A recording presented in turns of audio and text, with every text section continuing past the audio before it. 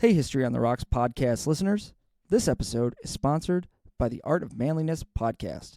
If you're sick of having to wade through 2 hours of fluff in order to get a few good takeaways, tune into the Art of Manliness podcast.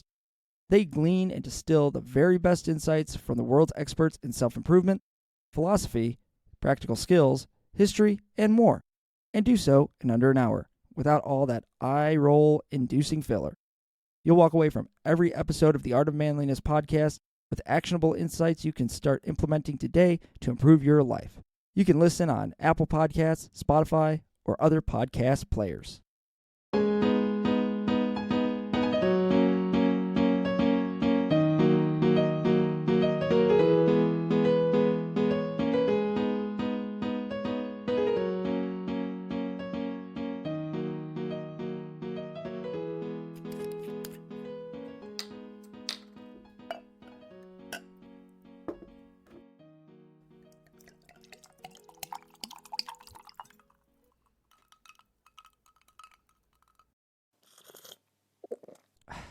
That's good.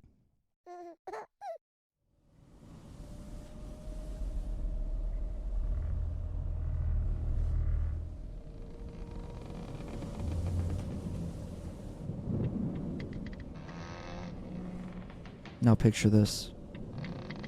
You're staring out to the horizon. No land in sight for miles.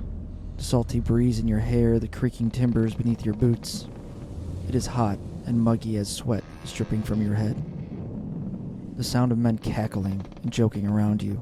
Spirits are high as you've just set sail on an adventure to discover the unknowns of the high seas. Sword at your side, pistol on your hip, you are ready to combat any enemy at any time. The sea is a mysterious place.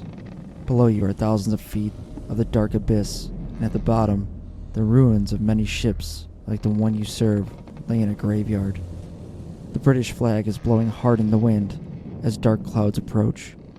Lightning strikes the empty water, and the thunder rolls above your head.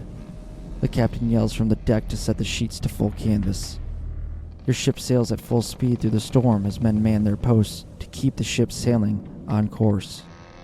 In the short distance, another vessel is spotted, a French flag at the top of its mast. Your ship catches up to the French vessel, and the captain screams out the order to prepare to board.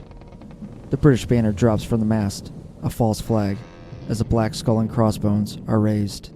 The French merchant vessel has been caught off guard and are now victims to the trap. Cannon fire erupts as shrapnel flies across the deck. You dive for cover. Cannon fire is now returned from your ship as men use ropes and ladders to cross over to the French vessel. You swing over to the ship on a rope as swords clash. Chaos among men, a fight to the death or surrender. The French captain is overwhelmed by the fighting force and surrenders. The men that are lucky enough to survive are chained up and taken back to your ship, headed for the brig. The ship is ransacked by other men, collecting tobacco, wine, and other riches. Everyone makes their way back to the ship as cannon fire begins again. The French vessel is plummeted with cannonballs as the water enters it, weighs it down, and swallows it into the depths. Yo ho, a pirate's life for me.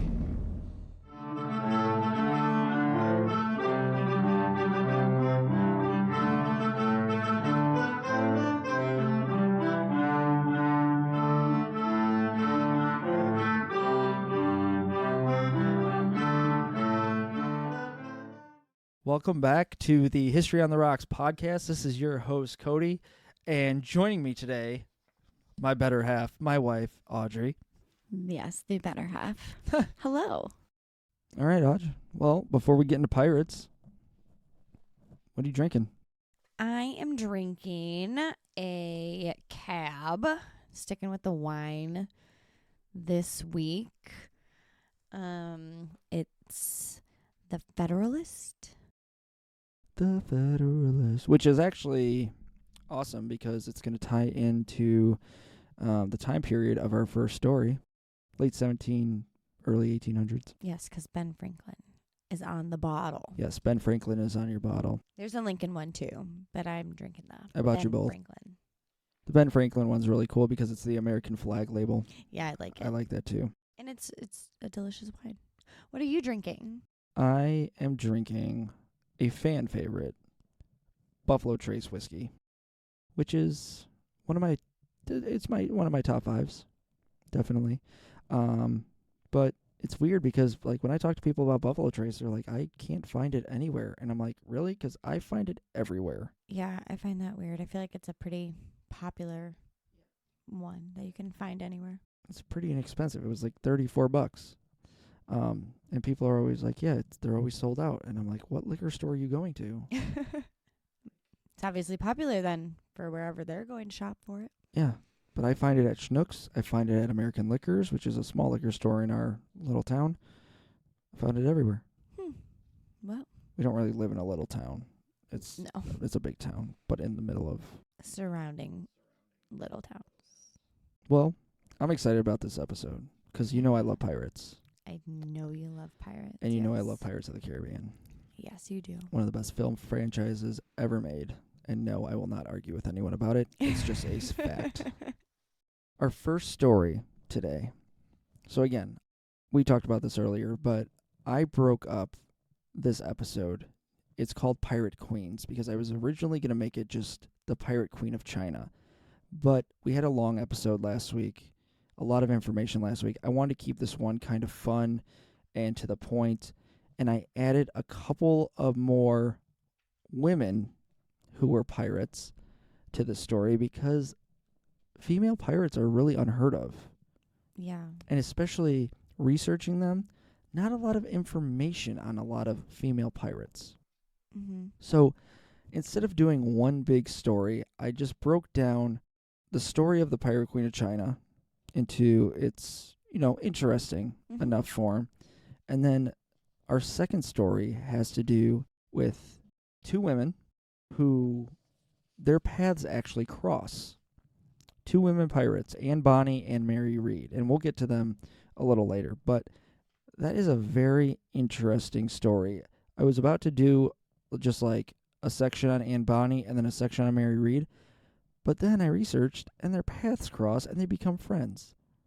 Spoiler alert for a little later, but we'll get to that. It's just really interesting. So we're doing 3 female pirates today, and we're going to keep it fun, short, and sweet. All right? Sounds good. Let's dive in. In the city of Canton, there is a young girl who is a prostitute in a floating brothel. She has had a rough upbringing that has led her to this point of her life, and this life is all she knows in order to survive. As she works her way up the hierarchy of the brothel, she meets many men who she has manipulated during quote-unquote pillow talk. This helps her to obtain a very elite social status over the years. She is so convincing to these men that she can get them to do whatever she wants from them. Through these connections, she is able to obtain a large fleet of ships, which she turns into a sophisticated armada of pirate ships. Her fleet and her tenacity attract one of the most famous pirates in China, known as Ching Shih. Ching Shih was the commander of what is known as the Red Flag Fleet, which he put together by allying rival Chinese pirate groups. Ching Shih, impressed with the woman's power and business tactics, marries her to combine their fleets and lead together one of the largest pirate operations in the world. Ching Shih's death is speculated by historians. Some say he was swept away by a tsunami. Some say he was murdered in Vietnam.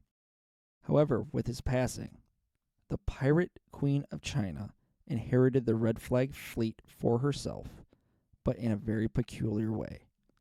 Her name is Ching Shih, known as Chang's widow. Interesting. I like it. It's like a little mystery behind it. Mm-hmm. I wanted to write a script, like part of the script as like a story, because it's like so good. Mm-hmm. It is. And she's just it's a very interesting piece of pirate lore, because you never really hear about women, first of all, being pirates, let alone being a pirate queen. Yeah. Women were not in power at all in this time. So let's get to that peculiar way that she inherits this fleet. So Ching Shih He adopted a son named Chang Po, and he was to inherit this fleet after his father passes. However, Chang Yi's relationship with Chang Po is not just of kin, but they were also lovers. A lot of people are going, what? Yeah. You adopted a son and you're lovers? That would be child abuse. From the school counselor. Yeah. Professional opinion. However, this has a little twist to it. This sounds unusual to us. Like Audrey said, that's weird. In the modern Western world, this is not heard of. But in China at the time, which is the late 1700s, 1800s, or early 1800s as well, it's not unusual to adopt an adult for business or discipleship purposes. So, adopts not a child, but a man. He adopts a man, or at least a young man.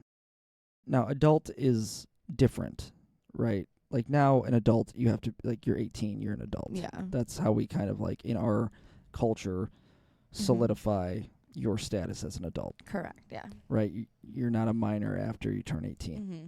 These are different times. So, I mean, it doesn't give Chang Po's exact age. It just says that he is an adult. So, an adult really could be 13 to 15 years old. What? Oh, yeah, easily. I mean, if you think about, like, medieval times, like, kings married 12-year-olds, and the 12-year-olds were they were considered adults because of puberty. Oh. Puberty might be the point where you're an adult, you know what I mean? Yeah. I was thinking he was, like, older than that, but I guess we don't know ages, so. Yeah, but I think you're thinking of, like, Chang Yi as, like, a 50-year-old man, and then Chang Po as, like, a 30-year-old. I don't think that's the case at all. I think from the research, I mean, again, there's no direct ages. Like, it's always, like, circa. They were born around this time, and it's not really known because, obviously, this lore is passed down through writing and oral histories. But I think Chang Yi is literally, like, in his maybe late 20s, early 30s. Okay. Like us. And no, late 20s, no. No, I said early 30s. I think he adopts, like, a teenager, and he's considered an adult. Okay. Still weird, but again, different times. But again, the purpose of this is business or discipleship. So basically, again, Chang Po is supposed to inherit Chang Yi's fleet and all of his possessions. Yeah. Chang Yi doesn't have all of this to pass someone along to. Yeah. So, Chang Yi, he dies. And then Ching Shih also takes Chang Po as a lover and marries him. I mean, even more weird, but because that's like his mom. I mean, yeah, technically, right? Adopted mom. Yeah. I mean, it's just the family dynamic there is very odd. Yes. But again, it's just, that's the time. Right. But remember, this woman, she has made her way up the hierarchy of a brothel, and she has really made a high social status for herself. So she needs to maintain it. She needs to maintain it. So this is a political power move for her, right? This is how she can regain control of the pirate fleet and solidify her power. Because by marrying Chang Po, if she doesn't marry Chang Po, then Chang Po just takes it over. Yep. But if she marries him, she's still back in that power role. Yeah, she has the power. But she is also an elder, an elder to him. So she is in full control here. And again, I think would be a weird concept for the times because women were not in power. And she still, even though he is now he takes the reign, she is still above him. Yeah, it's wild. And that goes on to our next point here, is that having women on board a pirate ship is very rare and taboo. In fact, in pirate lore, it is mostly unlucky to have a woman even on the ship, pirate or not. And in reality, this goes to, men can be distracted when they have important jobs maintaining and operating such a large ship. that is powered by wind. Pirates of the Caribbean, again, we're going to talk about Pirates of the Caribbean because you'll find out in a little bit that this Ching Shih is the influence of a character in that movie series. Well, technically just the third movie. But still, in that movie, if you're fans of Pirates of the Caribbean, there's multiple scenes where they don't want a woman on their ship because they're terrified of something bad happening to them, like it's bad luck. So, according to the testimony of an East India Trading Company worker who was captured by Ching Shih's pirates, there was roughly 80,000 of them. That's a lot. 80,000 A of lot. them. That's a large force back in the late 1700s. Yeah, for sure. The fleet was also abundant in their ships, both large and small. So many ships, a big armada, big powerful ships, small quick ships. They have a bunch of different types that are very advantageous to their fleet. Mm-hmm. Now, Ching Shih maintained her power through the use of the pirate code, in which deterred mutiny or unfaithfulness toward the Red Fleet and Ching Shih herself as commander. Now, her late husband, Cheng Yi, established these rules before his death, which made for a solidified system to protect Ching Shih's future rule of the pirate fleet. So again, the pirate code is not invented by Cheng Yi, but during his rule of the Red Fleet, he made dynamic laws that were influenced by the pirate code that would make sure that she was protected in the passing of him and her being able to take it over. Mm-hmm. So these rules are as follows. There's 5 of them, and they're pretty brutal. So if you have young children listening, it gets a little graphic. Just a forewarning. All right, rule number 1. Pirates who gave unsanctioned orders or who refused to follow orders were executed on the spot. Yep. Don't follow the rules. You're gone. So there's a hierarchy here, and that protects Ching Shih as a female leader of men, because men cannot get out of line here or else they're threatened with death immediately. Rule number 2, stealing from the quote-unquote public fund of captured goods or money, or even raiding villages that supported the pirates, was punishable by death. So again, this public fund is everything that they've collected when they loot, pillage, take over other ships. It goes into this mutual fund where it's going to be dished out, and we'll get there in a second with the third rule. But basically, the goods or money are to be split up. And you wouldn't want to raid people that support you. Right, exactly. And I think that's to deter pirates from going rogue. Because obviously, yeah, you don't want your friends to become your enemies. True. Like, these villages might turn on you and support the dynasty, like the Qing dynasty that we're going to talk about in a minute. Like, the Qing dynasty is in control of China, and they are the political figure of China, and they might turn on the pirates. So, like, why would you want to do that? Exactly. Rule number 3, all captured goods, money, or slaves had to be presented for inspection. The rewards were handed out in a predetermined way. So again, there's a hierarchy to this. Like, you have your captains of ships. You have your pirate king, who was Cheng Yi, and then your pirate queen now, who is Ching Shih.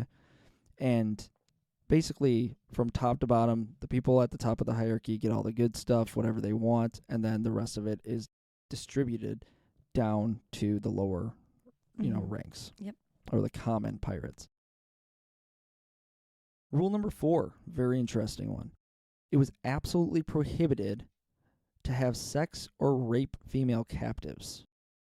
Pirates could marry pretty captives if they had means to support them, and they had to be faithful to them.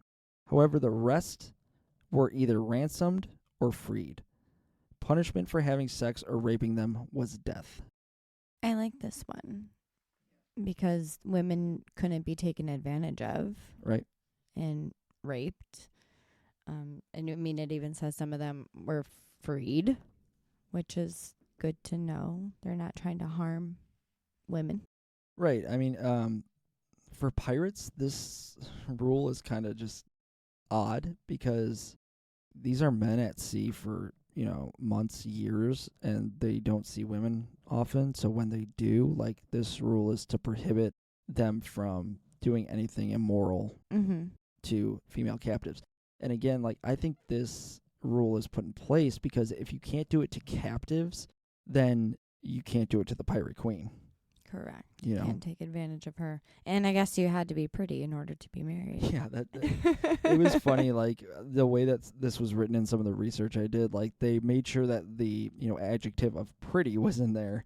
But I'm like, do pirates really care if, captives are pretty or not? They haven't seen women in a long time, probably. And what deems them pretty? Right, exactly. One could be pretty to somebody and not to another. Right. We don't judge on this podcast. Rule number 5. Various other offenses were punishable by flogging, ironing, quartering, and mutilation. These were mostly carried out on those who were deserters or tried to leave the fleet. So, or turn the fleet over to authorities. Ironing, I would assume, is like burning. Yeah, ironing is like taking hot metal and burning someone. And I understand the term mutilation, but flogging? Flogging's to like whip. And quartering? Quartering's interesting. Because it's pretty literal. This is where it gets graphic, kids. Yeah, quartering. Like, so first what they do is they behead the person. And then once the head is removed, they split their bodies into 4 parts. That's rough. Yeah. So literally they quarter them.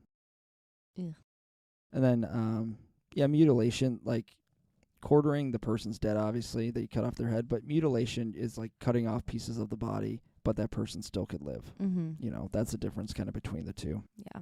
Pretty brutal punishments right there. But those 5 laws really established Ching Shih's power and really made men have to respect the fleet and her.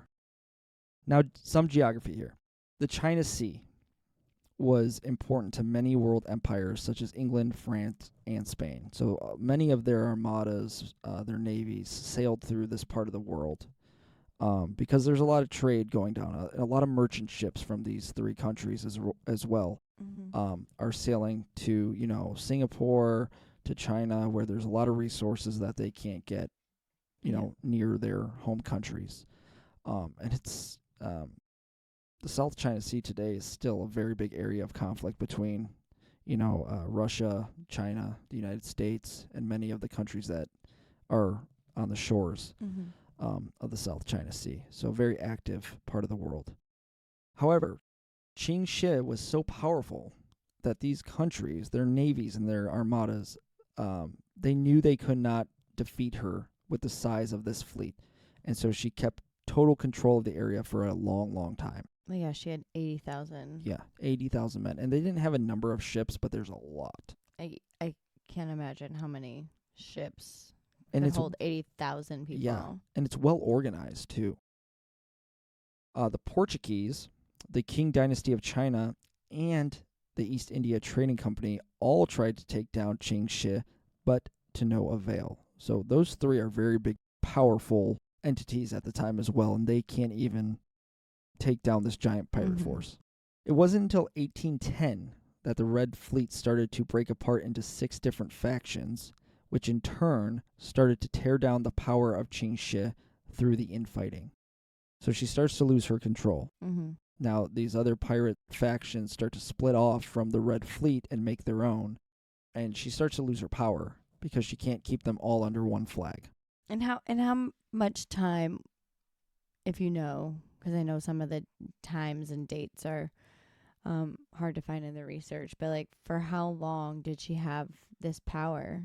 There's different sources that say different things, but it's between 20 and 30 years. Okay. It's a good amount of time that she had a lot of this power on the China Sea. However, the Qing dynasty of China, they're the political entity. They're the empire of China at the time. She makes an agreement with them because they're so powerful. They don't want this pirate fleet, right? They don't want the red flag fleet to be seen as like the highest power of China. Yeah. The Qing dynasty needs to maintain its power. So after the Red Flag fleet factions off and she loses its power, they give her the opportunity to surrender, and they give her a full pardon Wow. to stop all of these piracy operations. Footloose and fancy free. Footloose and fancy free. Wow. An idiom. Yeah, but that was not on my History on the Rocks bingo card. That would ever be said on here. Now, Ching Shih it's an amazing story for the fact that she is one of the biggest outlaws on the high seas, and that she's a powerful woman at this time, too, as we talked about earlier. She avoids capture, she's never defeated, and then she willingly surrenders and then lives out the rest of her days in peace in China. She goes back to be a mistress, which is the head of a local brothel, and she organizes a smuggling and gambling operation. She lived out her days unpunished until she died in her sleep at the age of 69. Yeah, she was definitely powerful and she was a top dog. So, yeah, it's so crazy. Like, that's amazing. So, back to Pirates of the Caribbean. I was amazed doing the research. I was like, when I watch Pirates of the Caribbean, I know some of it's based on real pirates, and some of the names change in the movie, and they're inspired, like the characters are inspired by people. Yeah. There's actually Mistress Ching in the third Pirates of the Caribbean at World's End movie, who is literally Ching Shih in her highest power. So in the movie, there's the Pirate Brethren, which is all of the different pirate lords, like Captain Jack Sparrow, right, from different countries that are all under the Brethren. And in one of the later scenes of the movie, all the pirate lords have to stand up and vote for a pirate king or queen to take control of the Brethren, to go defeat the East India Trading Company. Okay. So they're going to pull all their resources together from every part of the world to defeat the East India Trading Company, who was just a large entity at the time. Doing the research, and I'm like, oh my God. They all stand up and they say their names. Like, Jack Sparrow, he votes for Jack Sparrow because they're all going to vote for themselves to be Pirate King and Queen. And I'm thinking about the part where this Chinese woman stands up and goes, Mistress Ching. And, she's voting for herself. And I'm doing this research and I go, holy crap. This character is based on a real person. And it's just so cool to me because I love the movies. And there's we're talking about the history and the pirate lore of Ching Shih, the Pirate Queen of China. And she's a real character in one of my favorite movies. I love it. Sorry, I couldn't tell you about the movie because I'm not familiar. I mean, I've seen it, but I'm not an expert like you are. You make me sad. I'm sorry. I'm just not a movie person. The first movie I would know a little bit more about, but just not the third one. Yeah, that's all right. We'll get to watching it soon, and I'll point out the scene. And you're gonna be like, "Oh my God, that's awesome." You probably won't say that, but I'll be like, "Hey, I know who that is." In my head, I know you said it. Okay. Well, that is our first woman pirate queen of our Pirate Queens episode. I like it. I like the story. I was really excited about that story. And like I said, we were going to keep it short and sweet. And if you're really interested in this, go dive into the internet. Like, there's so much stuff. And, like, a lot of the stuff we talked about today is very generic. And there might be some other sources that say different things. But, like, that's how all this is. Because a lot of this pirate history is passed down through, first of all, writings that have been stored since the 16, 17, 1800s. And then a lot of it's oral history as well. Okay. And the problem with oral history is that it's like a game of telephone. Yep. Things change. For sure. The story stays like the same, but the details can really change. Yep. So that's why I kind of like just wanted to give an interesting story with just some of the solidified details and not go too deep into it. But it's definitely something worth going deeper into if you really like pirates like I do and you're interested in researching this stuff. On to the next ones. The next The next lady pirates. This is a cool story as well because, again, like, I researched 2 more women that have such a infamous history in the pirate lore, and their names are Bonny and Mary Reid. And I was going to do them separately, and I kind of am going to do them separately. We're going to start with Bonny. However, halfway through Bonny's story, she actually meets Mary Reid, and they become friends. And then their story is tied together. So they, like, team up. I did not know this when I was researching them at first. I was like, okay, I'm going to do Bonny, and then I'm going to do Mary Reid. We're going to have a couple more to talk about. And then their story ties together in the middle, and I was like, holy crap, this is perfect. So let's give some context here, just to reiterate some points. Back in the 18th century, women didn't have many rights. Men were at the forefront of politics and decision-making. I don't really feel like that has changed a whole lot. There are women in power, but there's a lot of women in power. Men still just are at the forefront. The only thing that the United States hasn't had is a woman that has been a president. Yeah, but I feel like men still, like, get the power more so. Okay, well, if it makes you feel better, there's a woman in power in this house. 2, actually. Yeah, little Bubba. Little Bubba. She actually is above me. She rules. She actually rules the roost. She rules the roost. That is true. We've been talking about this, but there's little known history about pirates other than the handwritten accounts that have been passed down through the centuries. We were just talking about, the oral histories too that get kind of misconstrued. But if we look even deeper, there's even less known about these female pirates. Now, the 2 that we're going to talk about, Bonny and Mary Reid, much of what historians know about these 2 women come from a general history of robberies and murders of the most notorious pirates written by Captain Charles Johnson, which is originally published in 1724. 300 years ago. A long time ago. Literally 300 years ago this year. We're going to detail their lives on the high seas and discover why these women are so significant, though, to pirate history. So we're going to start with Bonny. Bonny was born in Kinsale, County Cork, Ireland, around the year 1698 to a lawyer named William Cormac and his scandalous housemaid, Mary Brennan. Now, William had an affair with Mary Brennan and got her pregnant with Anne, which led his wife to leave him. Naturally. To cover up his scandalous affair, William dressed Anne as a boy and led people to believe that Anne was actually a relative's child in which he was caring for. Now, as most secrets of infidelity do, William and Mary's affair was eventually found out, and Anne's true identity was revealed.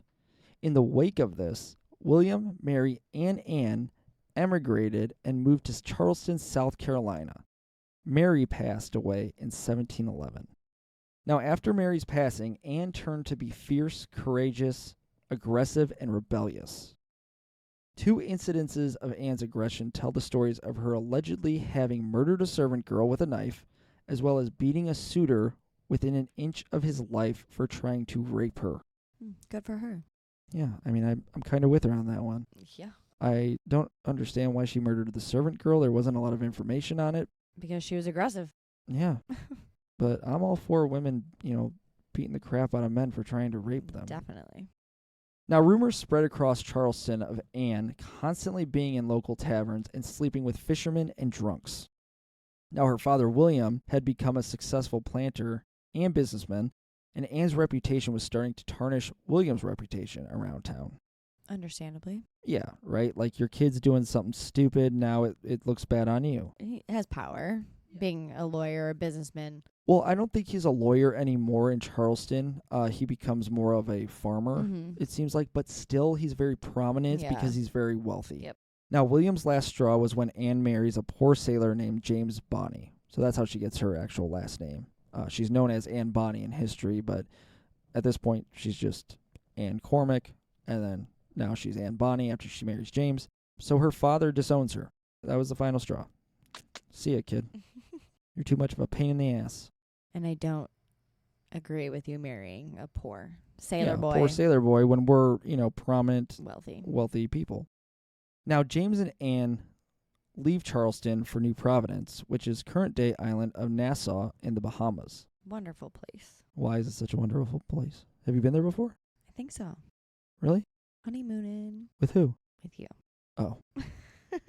Yeah, that was, I gotta say, that was like one of the best trips ever. Not just because it was our honeymoon, but like we had a lot of fun. And we celebrated New Year's there. It was really cool. That was a really fun time. Yeah. Like, can't wait to go back. I cannot wait to go back. All inclusive at Sandals. Oh, yeah. Oh, That's the way to do it. it was, yeah, all inclusive. If there's anybody that is looking for a place to honeymoon, our advice is do the all inclusive. It is worth the money. Totally.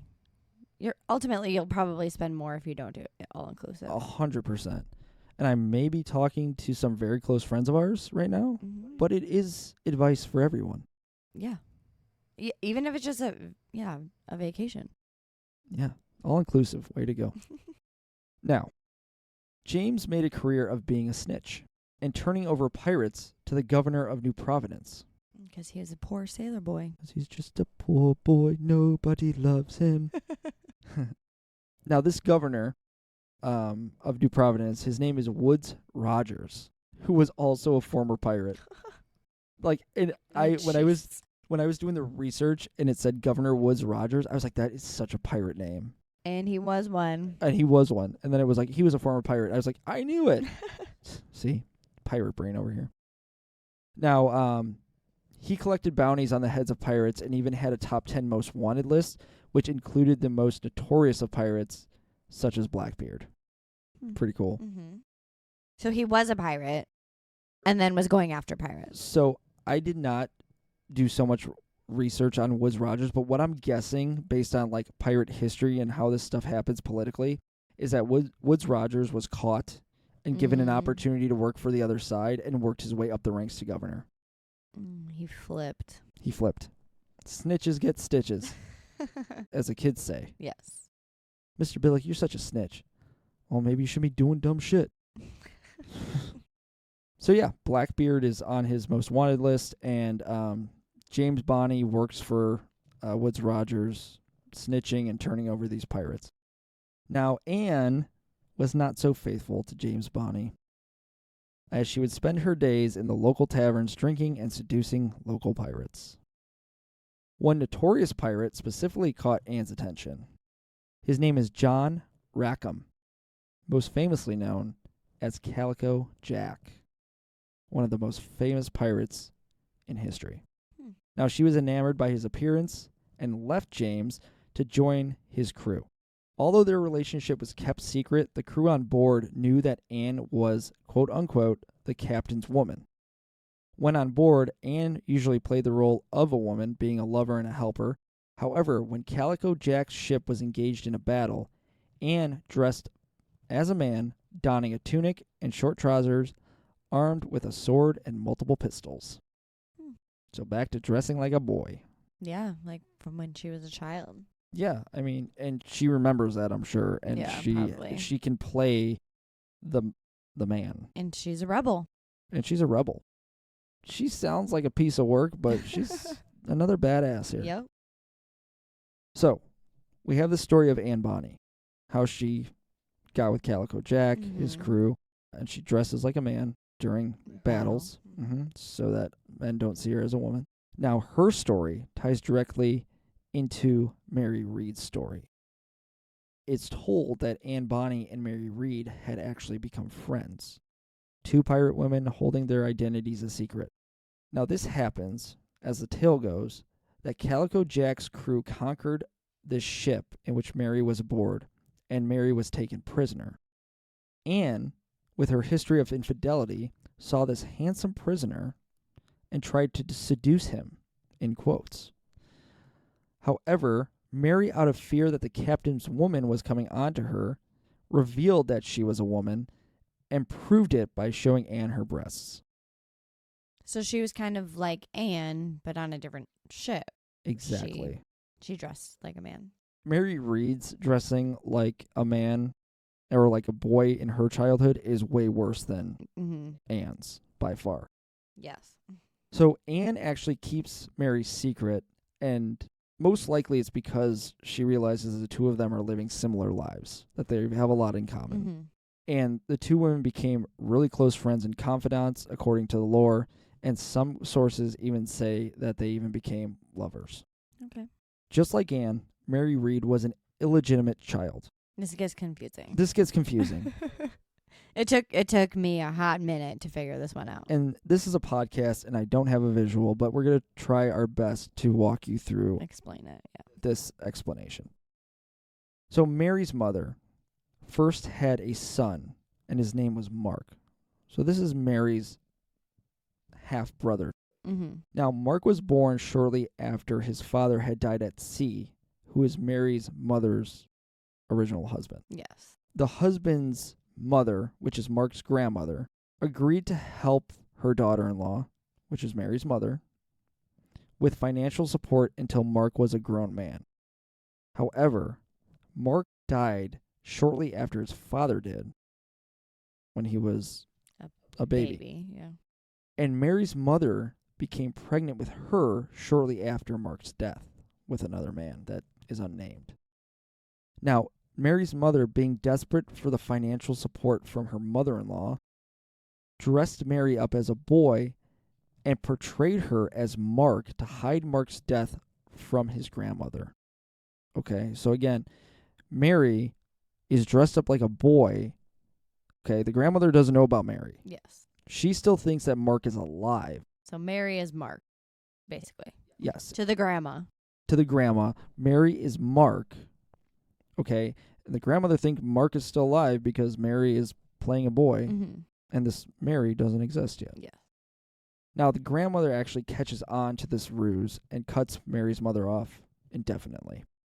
Mary's mother continued to dress her as a boy and even rented her out as a servant to make money. So Anne was dressed as a boy to hide infidelity. Yep. Mary was dressed like a boy to personify her dead half-brother, Yep. for her mother to get money from her half-brother's grandmother. Yes.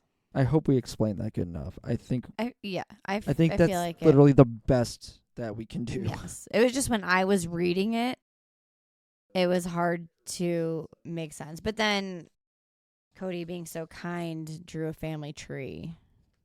So I was like going back on that to be like, okay, wait, hold on.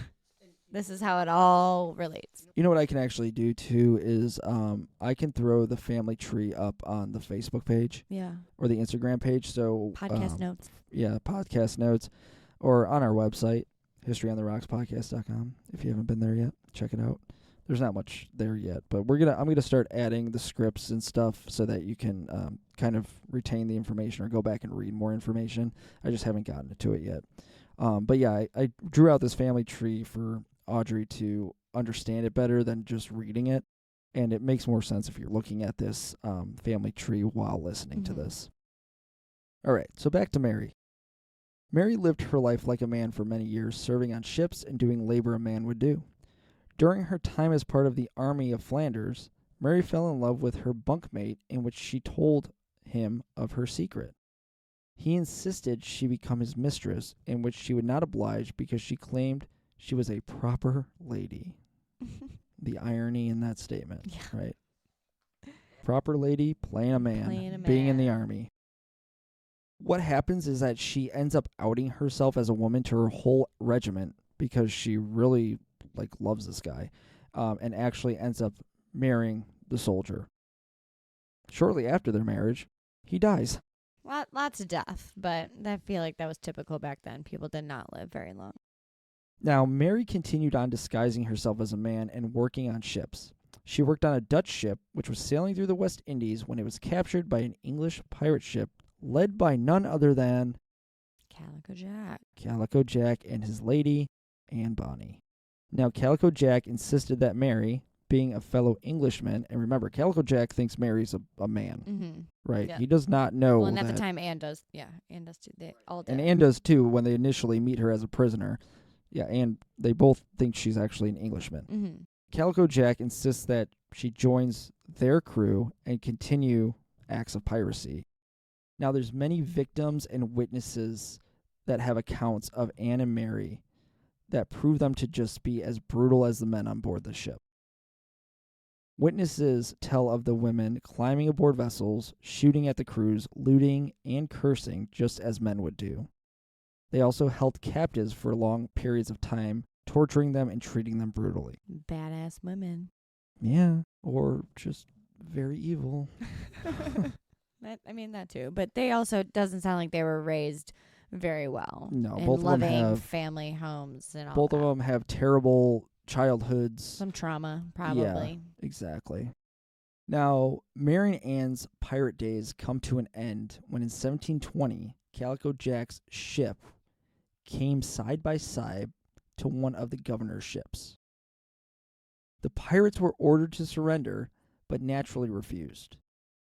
A fierce battle took place, but Calico Jack's ship was disabled in the crossfire. They were boarded, and Calico Jack surrendered. The ladies, however, refused to surrender and continued to take on the governor's men alone. Legend has it that Mary shouted to the crew that they should fight like the men they claimed to be, and when no one came to the women's aid, she fired a single shot, killing one of Calico Jack's crewmen. Shows how brutal she is. Yeah. Eventually, they were overpowered by the governor's men and taken prisoner. John Calico Jack Rackham was to be hanged on November 18th, 1720. His last request was to see Anne. And this might be one of the most badass quotes by a woman I have ever heard. Her last words to him before he was hanged was, quote, "If you would have fought like a man, you wouldn't be hung like a dog," end quote. Nice. Yeah, like that's... She's like, I did better than you did. I'm going to drop my first F-bomb right now. I've been very good at not, cursing in this podcast. I keep it minimal. But Anne does not give a fuck. No, not at all. She thinks Calico Jack is a total coward. Yep. I was going with the P word, but yeah. Yeah, I wasn't going to drop the P word because my mom listens to this and she hates it. So well, that's why I said the P word, not the actual word. But, that sounds like that's what it was. Yeah, you're exactly right. Mary and Anne both pled not guilty to piracy charges, but witness accounts had too much evidence against them. They were both scheduled to be executed by hanging. However, as Lady Luck would have it, their execution was stayed because both of them were bearing children. Oh, well, that's nice that they decided not to kill 4 people instead of 2. Now, I'm going to be honest. I didn't do more research as to when or where they got pregnant, but I bet you both of those children are Calico Jack's kids. Could be a safe assumption, but who knows? That is the story of Anne Bonny and Mary Reid. We like badass women in history. Now, a surprising number of women have ventured to sea in history as servants, prostitutes, laundresses, and cooks. However, it is very rare to see women in the role of sailors, naval officers, whaling merchants, or pirates. Ching Shih, the pirate queen of China, goes down as one of the most powerful and intriguing female pirates in history. Anne Bonny and Mary Reid are also intriguing women in pirate lore. Although not having the status and power of Ching Shih, they both have infamous legacies as pirates, sailing with one of the most infamous pirates of all, Calico Jack. Pirates continue to be popular in the realm of pop culture, and we mostly picture them as dirty, bearded men with an alcohol problem. But we cannot forget about the brutal women who also dominated the high seas. Once pirate, always pirate. You know what's crazy? What? I usually have something to say next week's episode. You don't have anything yet? I don't have anything yet. Another common phrases? Or do you need something different? I think we're gonna push common phrases out another episode or 2. Okay. I think I have some stuff in mind for the next... I'm sure you can figure something out. No, I have a whole notebook full of stuff, but I haven't picked which one I'm gonna do yet. Okay. That's the thing. It's not like I have to find something. I have found so many things. It's just what do I want to do next? All right. Do you have anything else for the listeners? I do not. No. Powerful women. Powerful women. We like it. Very infamous ladies here in pirate history.